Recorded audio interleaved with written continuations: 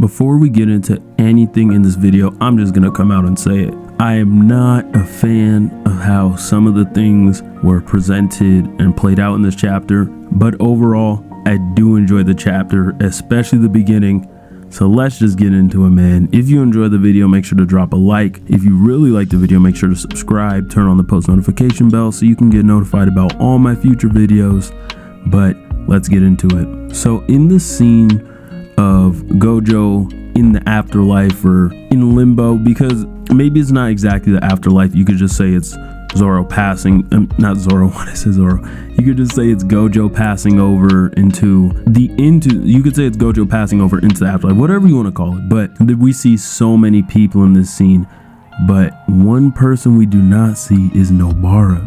Now, with every chapter that comes out, my hope and dreams of Nobara being alive go down a little bit more and more. But I think there's like a 5% chance of Nobara coming back, and this chapter just fuels that just a little bit. So if you guys are also in that same train of thought, let me know in the comments down below. But I just wanted to point that out because even Toji was there, but we did not see Nobara, so we'll just have to see what JJK's cooking with that one. Now, Gojo says Sukuna was holding back, which isn't that surprising because that's something I think a lot of us felt, because there's still the question of what is the open technique that Sukuna uses, and just how many other things has he acquired along the way, and what possible other techniques could he be harboring. So that didn't really surprise me, but it was just, I guess, nice to get some confirmation. And this is where I have to call cap a little bit. Gojo says he couldn't beat Sukuna even without the 10 shadows technique, and I think that's cap, because especially when Sukuna got caught by Infinite Void, to me it was clear then that he would have lost without Mahoraga. And even for him to use the technique that he used later on in the chapter, which we'll get into, he needed Mahoraga for that. So it could just be translation error or something, because these aren't the officials. But then again, people say the officials for JJK aren't good, so I don't know what the case is, but either way, I'm calling cap on this. So we finally get Mahoraga's adaptation explained fully, which was nice.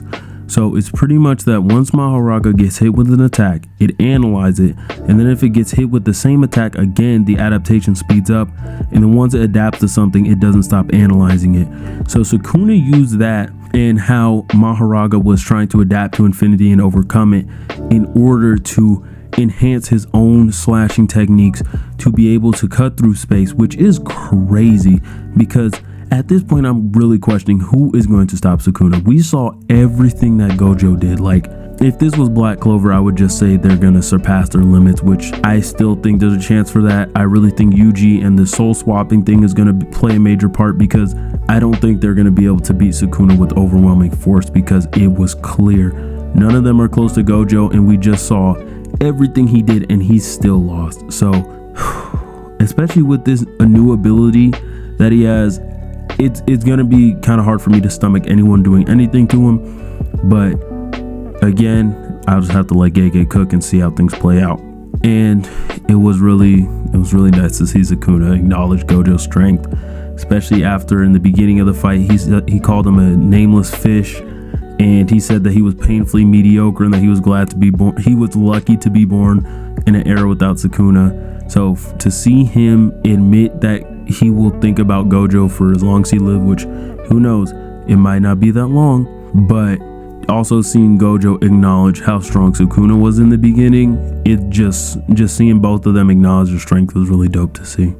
Now, this is a fight that I have been waiting for a long time. We are finally going to get to see Kashimo versus Sukuna. He wasted no time getting over there.